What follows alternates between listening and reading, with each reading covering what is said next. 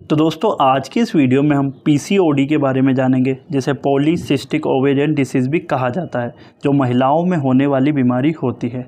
आज की इस वीडियो में हम समझेंगे पीसीओडी क्या होता है, किसके कारण होता है, क्या इसके लक्षण होते हैं और क्या इसका इलाज होता है। ये सारी चीज़ें आज हम इस वीडियो में डील करेंगे। तो आइए आज की वीडियो में स्टार्ट करते हैं। पीसीओडी, जिसका फुल फॉर्म होता है polycystic ovarian disease, a hormonal disorder causing enlarge ovary with small cyst on the outer edge. कहने का मतलब है, यदि किसी महिला के अंदर हार्मोनल इनबैलेंस होता है या हार्मोनल का डिसऑर्डर होता है, उसके कारण उनकी जो ओवरीज होती है उसका इनलार्जमेंट हो जाता है, यानी ओवरी का साइज़ बढ़ जाता है और जो ओवरीज की जो आउटर लेयर होती है उस पर सिस्ट का फॉर्मेशन हो जाता है, यानी छोटे छोटे सिस्ट जैसे देखने को उनमें मिल सकते हैं। इसी को बोलते हैं पीसीओडी। कहने का नॉर्मली समझते हैं कि जो महिलाएं होती है उनमें जो हार्मोनल इनबैलेंस हो जाता है, उसके कारण क्या हो जाता है, ओवरी का साइज़ बढ़ जाता है और ओवरीज का साइज़ बढ़ने के बाद ओवरीज के ऊपर सिस्ट का फॉर्मेशन हो जाता है। उसी को बोलते हैं पीसीओडी। आई होप आप यहाँ तक समझ गए होंगे कि पीसीओडी क्या होते हैं। उसके बाद हम बात करें कि पीसीओडी के क्या सिम्टम्स होते हैं, यानी क्या इसके लक्षण होते हैं, कि यदि किसी महिला को पीसीओडी हो गया है तो उनके अंदर कौन कौन से लक्षण शो कर सकते हैं।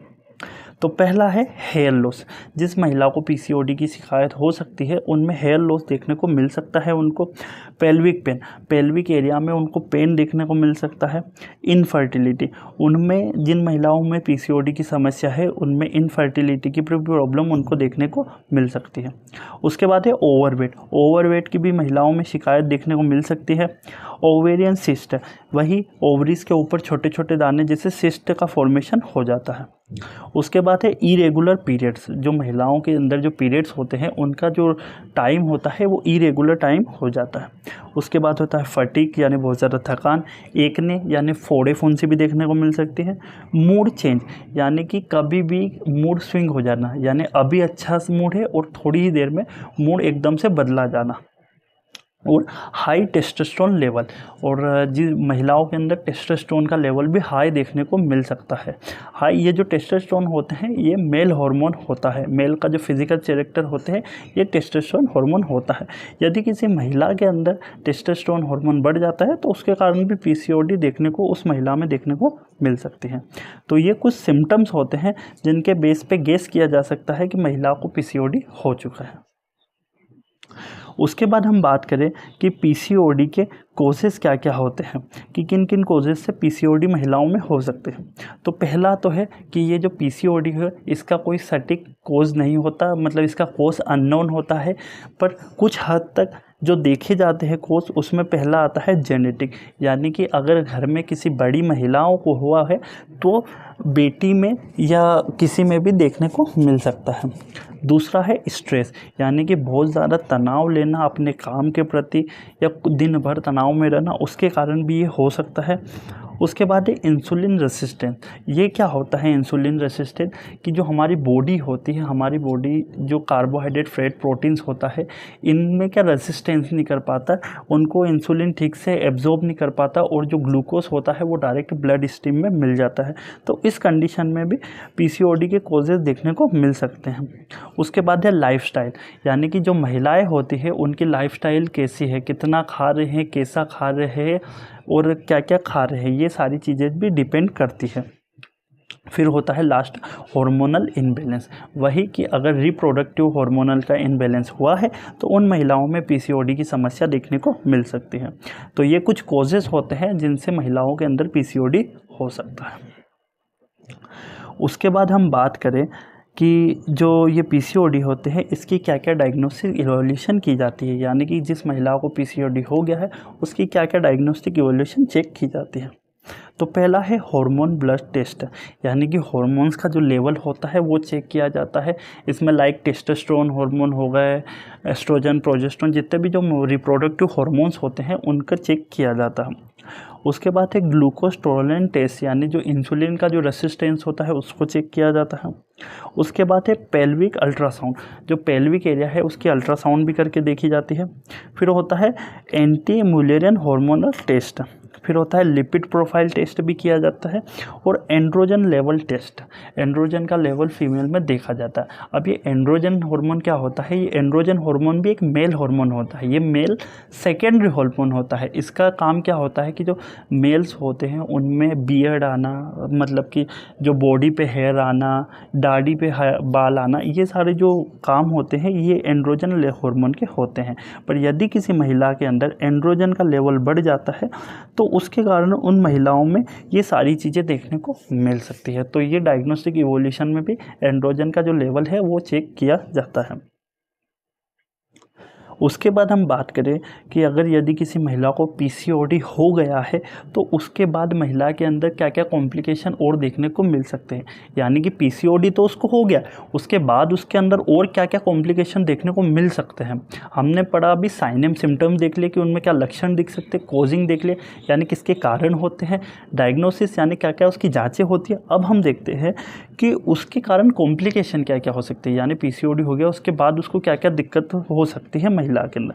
तो पहला है हाइपर एंड्रोजिनम से, मतलब कि जो एंड्रोजन हार्मोन है उसका लेवल ज़्यादा देखने को मिल सकता है। दूसरा है हिरोस्टिम, इसका मतलब क्या होता है कि जो फीमेल्स होती है, जितनी भी महिलाएं होती हैं, उनके ब्रेस्ट पे हेयर देखने को मिल सकते हैं, बियर्ड पे हेयर आ सकते हैं, उनकी बैक पे हेयर्स, उनकी जो एब्डोमेन एरिया है वहाँ पे, मतलब हर जगह बॉडी हेयर्स देखने को मिल सकते हैं। उसके बाद है इंसुलिन रेसिस्टेंट, वही इंसुलिन का ठीक से डाइजेशन वगैरह ना होना। उसके बाद है इनफर्टिलिटी, जिन भी महिलाओं में पीसीओडी की समस्या हुई है उनमें इनफर्टिलिटी की भी उनको समस्या फिर बाद में देखने को मिल सकती है।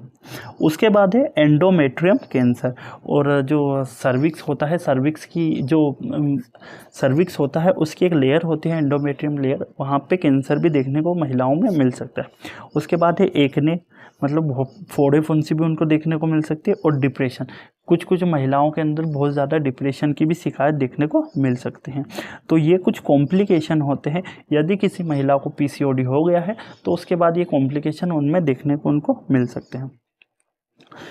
अब हम ट्रीटमेंट से पहले समझते हैं कि प्रिवेंशन, नॉर्मली जो महिलाएं जिनको पीसीओडी हो गया है वो घर पे ही ऐसा क्या ट्रीटमेंट कर सकते हैं जिनसे उनकी पीसीओडी की जो प्रॉब्लम हो वो थोड़ी सी कुछ हद तक कम हो सके। तो पहला है exercise. Obesity and irregular period can be controlled by regular exercise. कहने का मतलब है यदि कोई महिला रेगुलर एक्सरसाइज करती है तो उसके जो इरेगुलर पीरियड और उसकी जो ओबेसिटी है उसमें कुछ हद तक जो वो कंट्रोल हो जाएगी एक्सरसाइज से, तो उनका कुछ हद तक पीसीओडी का जो लेवल होता है वो कम हो जाता है। दूसरा है yoga. Yogasana help to lost of की PCOD symptom in the control of Surya Namaskar is a very helpful. कहने का मतलब है योगा भी कर सकती हैं महिलाएं, योगा से जो पीसीओडी के सिम्टम्स होते हैं वो बहुत हद तक रिड्यूस हो सकते हैं, और योगा में भी सूर्य नमस्कार है वो बहुत ज़्यादा हेल्पफुल देखने को मिलता है। उसके बाद है pranayama. Pranayama can be greater help of getting hormonal back of the normal. Pranayama का मतलब है ध्यान मुद्रा, यानी कि यदि कोई महिला ध्यान करती है सुबह सुबह उठ के, तो उन कारण से क्या होता है जो उनका हार्मोनल का जो इनबैलेंस हुआ है, जो हार्मोनल्स में गड़बड़ी हुई है, वो हार्मोनल्स कंट्रोल या नॉर्मल हो सकते हैं। उसके बाद है डाइट। डाइट जो होती है वो बहुत ज़्यादा इंपॉर्टेंट रोल प्ले करती है पीसीओडी के अंदर। इसमें क्या है, including fruits, salads and green leaf vegetable and reduce the intake of refined carbohydrate and dairy product. कहने का मतलब है कि जिन महिलाओं में पीसीओडी हो गया है तो वो क्या कर सकती है कि अपनी डाइट में फ्रूट्स, सैलेड्स ऐड कर सकती है, ग्रीन लीफ वेजिटेबल्स ऐड कर सकती है, और कार्बोहाइड्रेट और डेयरी प्रोडक्ट का इस्तेमाल वो जितना हो सके उतना कम करेगी। डेयरी प्रोडक्ट्स यानी दूध, दही वगैरह, इनका जो प्रोडक्शन है वो कम करे। तो ये डाइट का भी मैनेजमेंट रख सकते हैं, जिनसे उनका जो पीसीओडी है वो कुछ हद तक नॉर्मल हो सकता है। उसके बाद अब हम बात करें जो लास्ट हमारा है कि इसका जो प्रिस्क्रिप्शन है, यानी कौन कौन सी मेडिकेशन दी जाती है। इस वीडियो में हम जितनी भी मेडिकेशन के दिखाएंगे वो कोई भी महिला अपने से ना ले, ये सारी मेडिसिन प्रिस्क्रिप्शन होती है जो डॉक्टर्स के ऊपर दी जाती है। तो जिसमें पहली है बर्थ कंट्रोल पिल्स, इसमें बर्थ कंट्रोल की पिल्स दी जाती है। प्रोजेस्टिन थेरेपी, प्रोजेस्टिन थेरेपी भी महिलाओं को दी जाती है। उसके बाद कुछ मेडिसिन है जो उसमें दी जाती है, तो क्लोमिफ्रेन, लेट्रोजोल, कैब्रिग्रोन एंड गोंडाट्रोपिन और एलेफ्ट्रोथिन, ये कर कुछ 4-5 टैबलेट्स होते हैं। यदि किसी महिलाओं को पीसीओडी हो गया है तो उस टाइम पे ये टैबलेट्स दी जाती है। तो आई होप आप समझ गए होंगे कि पीसीओडी क्या होती है और कौन कौन सी टैबलेट उसमें यूज़ की जाती है और क्या उसके सिम्टम्स होते हैं और क्या उसके कॉजिंग एजेंट होते हैं।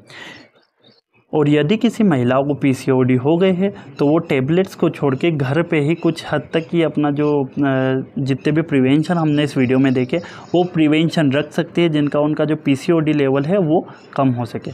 तो आई होप आपको वीडियो अच्छी लगी होगी, और अगर आपको हमारी वीडियो अच्छी लगी हो तो like, share and subscribe. Thank you.